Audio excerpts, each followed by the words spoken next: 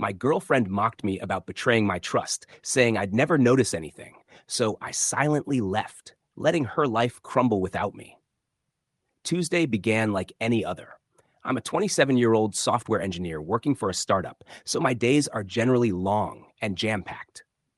I've been pulling all-nighters for weeks, trying to meet an absurd deadline for a project that kept getting postponed due to management's indecision.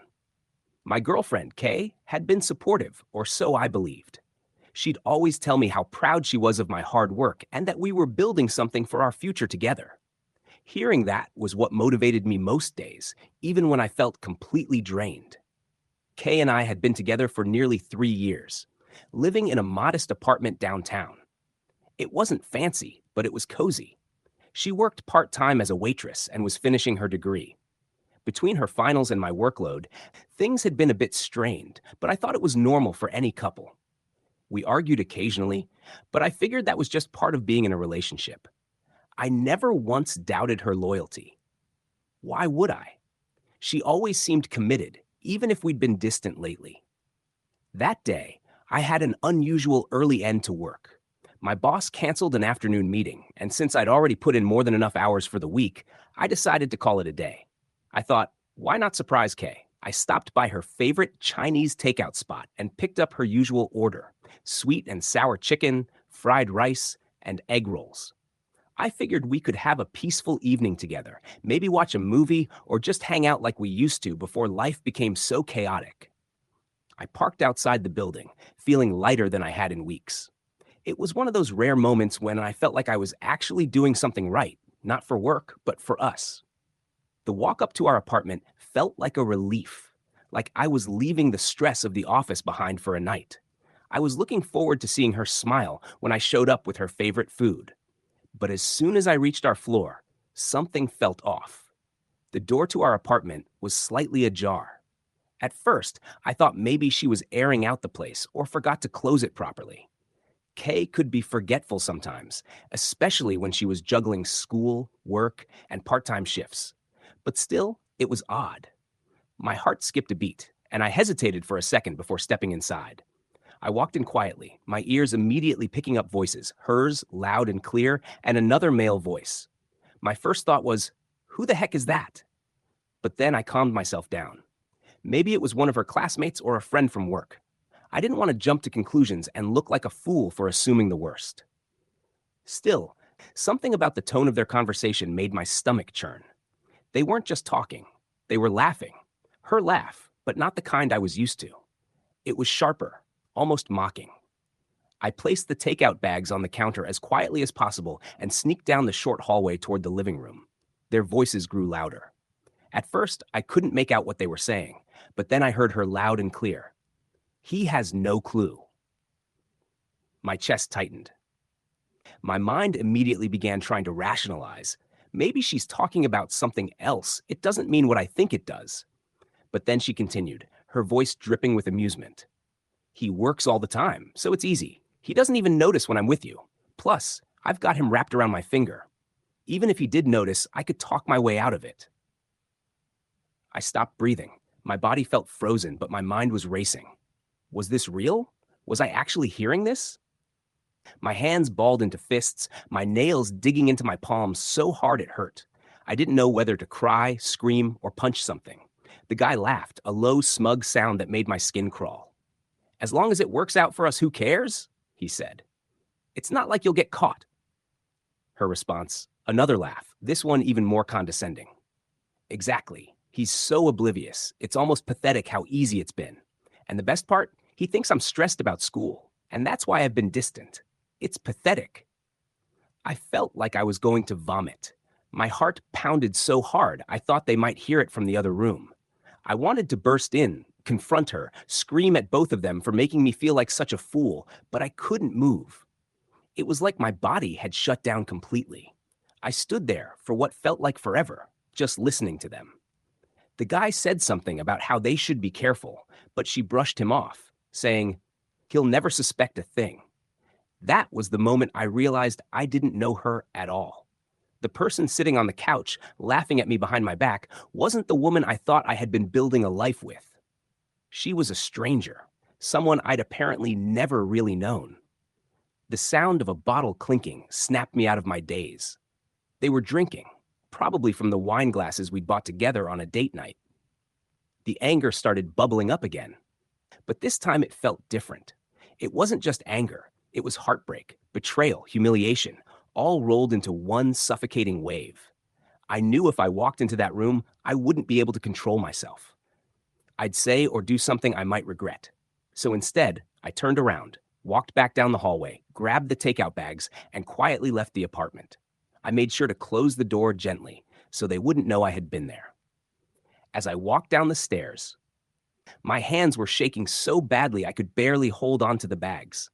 My vision blurred and I felt like I couldn't breathe, but I kept moving. I got into my car and just drove. I didn't even know where I was going. I just knew I couldn't stay there. I couldn't face her. Not yet. I don't remember much about the drive. It was like I was on autopilot, just going through the motions of steering, braking, and accelerating without really thinking about where I was headed. My hands wouldn't stop shaking, and my chest felt tight, like I couldn't get enough air. I ended up at a friend's place, someone Kay didn't know, which was important. I didn't want her finding me. When I got there, I must have looked like a complete wreck because my buddy didn't even ask any questions.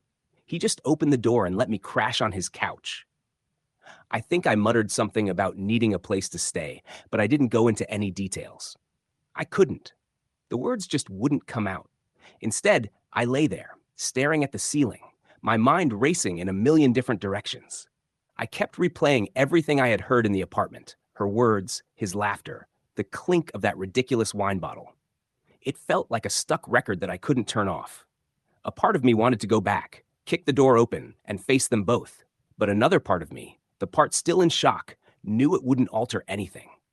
She had betrayed me, lied, and mocked it as if it were some kind of joke. The next morning, I woke up feeling like a freight train had hit me. My body ached from the stress, and my head throbbed from lack of sleep. But I knew what I had to do. I grabbed my phone and began blocking her on every platform, phone number, social media, email, even Venmo, anything I could think of. I didn't want her to have any way to reach me. I didn't leave a message or send a text explaining myself.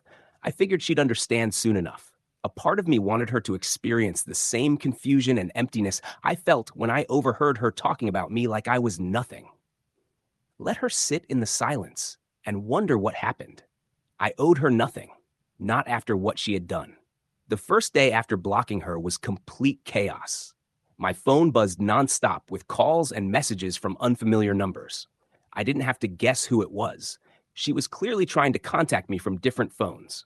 The messages started off casual, asking if I was okay, but by the end of the day, they had turned desperate, with her pleading, "Where are you? Please, we need to talk." I ignored every single one. She could have called 1,000 times and I still wouldn't have picked up. What was the point? I had already heard everything I needed to hear. Her excuses didn't matter. Her apology didn't matter. Nothing she said could undo what I had heard with my own ears. By the second day, the messages started coming from mutual friends. I got texts saying, "Kay's freaking out. She's really worried about you and she doesn't know why you're not responding. Is everything all right?" I still didn't respond. I wasn't ready to explain to anyone what had happened. It was too recent, too humiliating. The idea of saying aloud that my girlfriend had cheated on me made me feel nauseous. A week later, I got the next piece of the puzzle. A mutual friend, completely unaware of the situation, said something that made my blood run cold. The guy Kay had been with wasn't just some random classmate or coworker. He was one of mine. At first, I couldn't believe it. It didn't make sense. Why would she cheat on me with someone from my office? Then I started connecting the dots. The way she would casually mention his name in conversation, like it was no big deal. How she suggested we invite him out for drinks, saying, "He's cool, you'd like him." At the time, I didn't think much of it. I trusted her. Why wouldn't I? But now, everything made sense. The study sessions that went late into the night, the times she claimed she was too tired to hang out after work, those weren't just harmless coincidences. They were lies. What made it worse was discovering that this guy had a girlfriend, not just some fling, but a serious, long-term girlfriend who also worked at our office. So it wasn't just me Kay was betraying. They were both playing the sick, twisted game behind their partners' backs, and I had been too blind to see it. I thought about confronting him at work, but I couldn't decide if it was worth it. What would I even say? Hey, I know you've been sleeping with my girlfriend. Care to explain? It sounded ridiculous. Besides, the thought of bringing our personal drama into the office made me cringe. I didn't want to be that guy, the one who drags his personal life into work. But at the same time, I couldn't just let him get away with it. The next day, I called in sick. I needed time to figure out what to do. I spent most of the day pacing around my friend's apartment, going back and forth in my head. Part of me wanted to burn everything to the ground, confront Kay, confront the guy, and tell everyone what they'd done. But another part of me just wanted to move on, to leave this whole mess behind and never look back. By the end of the day, I still didn't have a plan. But one thing was clear. I wasn't ready to forgive or forget. Not yet. Maybe not ever. The fallout from everything was worse than I had anticipated. By the second week, Kay had completely lost it. The phone calls and messages from unknown numbers kept pouring in, and I had to silence my phone just to get through the day. I'd never seen this side of her before. Desperate, relentless, almost pathetic. She went from begging for a chance to explain herself to outright blaming me for not giving her a chance to fix things. She even started showing up at places she thought I might be. I heard from mutual friends that she had gone by my office a few times, crying in the lobby and asking to see me. Thankfully, security sent her away, but the rumors started spreading at work. People asked if everything was okay, and I just brushed them off, saying, personal stuff, nothing major. I didn't want anyone to know what had actually happened. I wasn't ready to be the guy everyone pitied or gossiped about. What made it even harder was that some of our friends didn't understand why I had gone completely silent on her. They texted me saying, Kay's a mess. You should at least hear her out. It's not fair to ghost her like this. Fair? Was it fair that she laughed about cheating on me? Was it fair that she turned me into a clueless fool behind my back? I didn't owe her a single word, but it felt like no one else got that. The worst part, though, was realizing how deeply this betrayal had infected every part of my life. I couldn't sleep. Every time I closed my eyes, I would see her face or hear her voice saying, "He has no idea." I couldn't focus at work either. I'd sit in meetings, staring at my laptop, completely zoned out, while everyone else discussed quarterly goals or project deadlines. My coworkers probably thought I was losing it. Then there was him, the guy, the one she had been cheating with. Every time. I spotted him at the office. My temper flared. He acted as if nothing had occurred, as though he wasn't the cause of my life spiraling out of control. He wandered around, laughing with colleagues, telling jokes, and just being his usual obnoxious self. It was maddening. At one point, I began strategizing what I would say if I confronted him. I imagined myself marching up to his desk, slamming my hands down and shouting, "I know what you did, you piece of garbage." But every time I came close, I stopped myself. It wasn't because I was frightened. Believe me, I was itching to tear into him, but because I knew it wouldn't resolve anything. It wouldn't undo what Kay had done or erase the embarrassment I felt. If anything, it would just make me appear unhinged. Instead, I began investigating. I needed to learn everything about this guy, who he was, what made him think he could get away with this, and most importantly, if there was any way to expose him without getting myself dirty. That's when I found out about his girlfriend. It turned out she worked in a different department at our company. I'd never met her before, but from what I heard, she seemed like a sweet, quiet girl, completely unaware of what her boyfriend was doing behind her back. It hit me hard, like a punch to the gut. She was in the same situation I was, totally blind to the betrayal unfolding right under her nose. For a moment, I considered reaching out to her, but how do you even begin a conversation like that? "Hey, your boyfriend's cheating on you with my girlfriend, by the way. Just thought you should know." It felt wrong, like I'd be adding to her misery. So I chose to keep my distance, at least for now. Meanwhile, Kay wasn't giving up. One evening, she showed up at my friend's place, banging on the door and yelling my name. My buddy looked at me like, "What do you want me to do?" I told him to let her in. I figured it was time to face her, even if I wasn't prepared. When she walked in, I barely recognized her.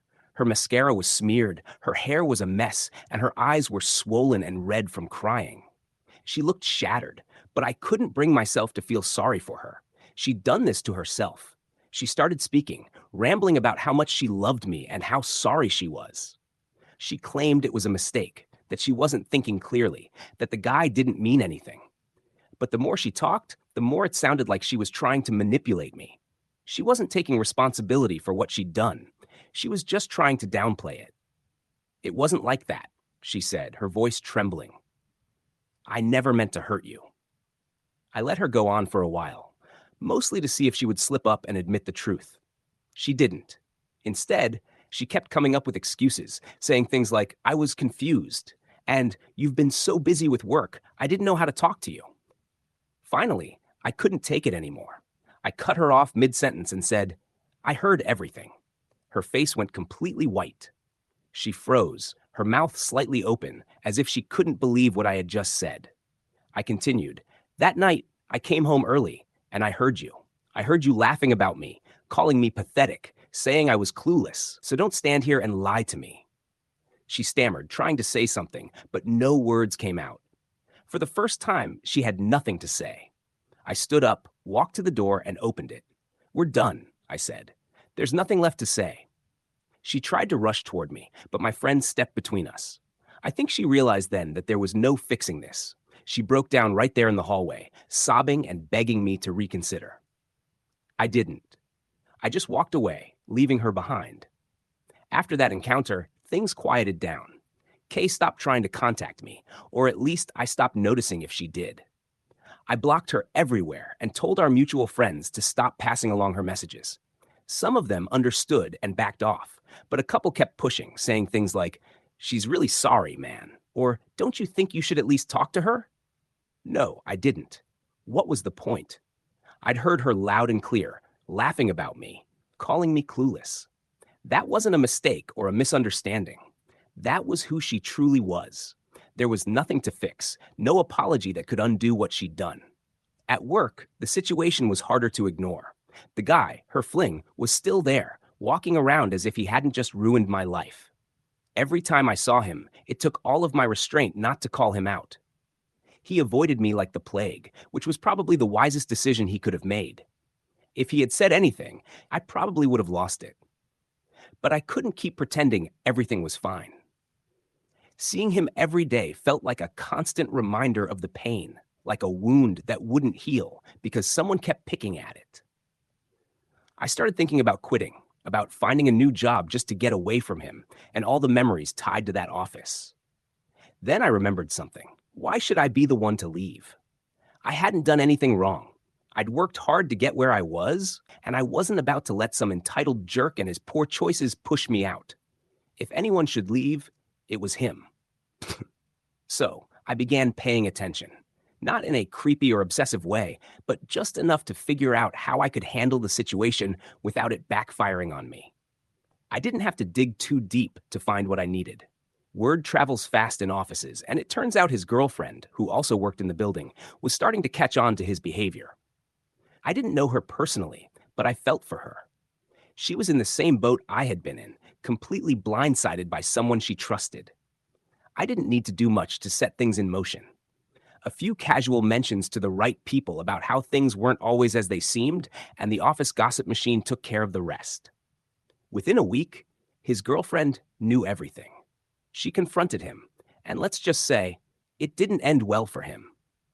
By the end of the week, he was gone, fired for violating company policies and ruining his own reputation in the process. I won't lie, there was a cold satisfaction in watching it all unfold. I didn't feel like a hero or anything, but it felt good to know that he wouldn't get away with what he'd done.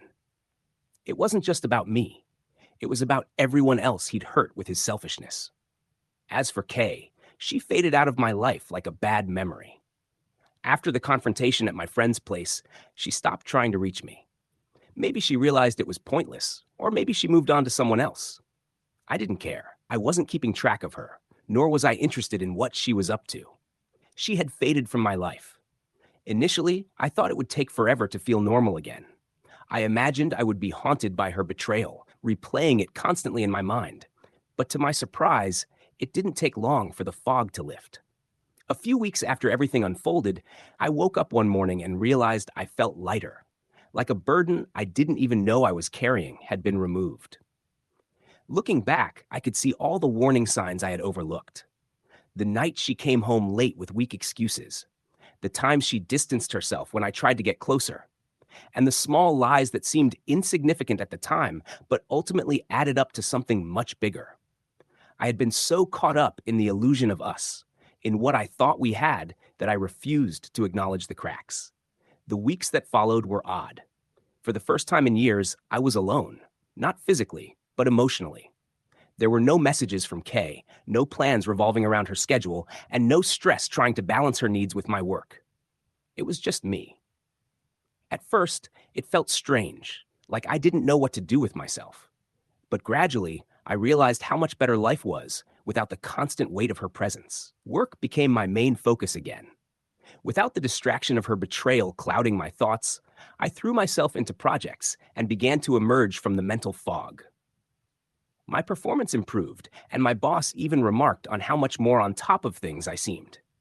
I didn't explain why. I wasn't about to share my personal life with coworkers, but I nodded and kept moving forward. Still, trust became a challenge. Every time I met someone new or interacted with friends, I found myself second-guessing their motives. It wasn't fair to them, but it was an automatic reflex I couldn't turn off. I kept thinking, if Kay could betray me so easily, what was stopping anyone else? It took time, but I reminded myself that not everyone is like her. Some people are genuinely decent and capable of honesty. One of the biggest surprises was how supportive my friends were once they learned the truth. I hadn't planned on telling anyone at first. It felt humiliating to admit I had been cheated on and ridiculed behind my back. But one night, a close friend pressed me for details, and I finally broke down and shared everything. To my relief, he didn't pity me or mock me. He just listened, offered some advice, and reminded me that none of it was my fault. "You're better off without her, man," he said. "She didn't deserve you." Hearing that didn't instantly fix everything, but it helped. Slowly, I started opening up to others, and each time I did, it felt like a weight was being lifted. I wasn't alone, and I wasn't the first person to go through something like this. That realization gave me a strange sense of comfort. As for Kay, I never heard from her again after the day she showed up at my friend's place. I don't know if she gave up, moved on, or just decided to focus on someone else. Honestly, I didn't care. She was out of my life, and that was what mattered. The guy at work was a different story. Even though he was fired, his presence lingered for a while. People gossiped about him for weeks, and every time his name came up, it was a reminder of what had happened. But eventually, even that faded. New office drama replaced the old, and his name became just another footnote in the company's history. By then, I had made my peace with it. He wasn't worth my energy. Looking back, the whole experience was an eye-opener. For years, I had been pouring my energy into a relationship that wasn't as solid as I had believed.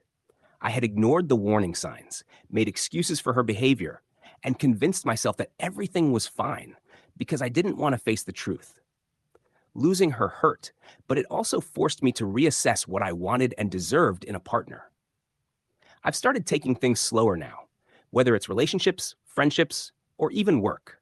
I'm learning to value myself more and set boundaries when people cross the line. It's not always easy, and I'm still figuring things out, but I'm making progress. Trusting someone again will take time, but I'm okay with that. What matters most is that I've moved on from the pain and learned from it. I'm not the same person I was when I walked into that apartment and heard her voice.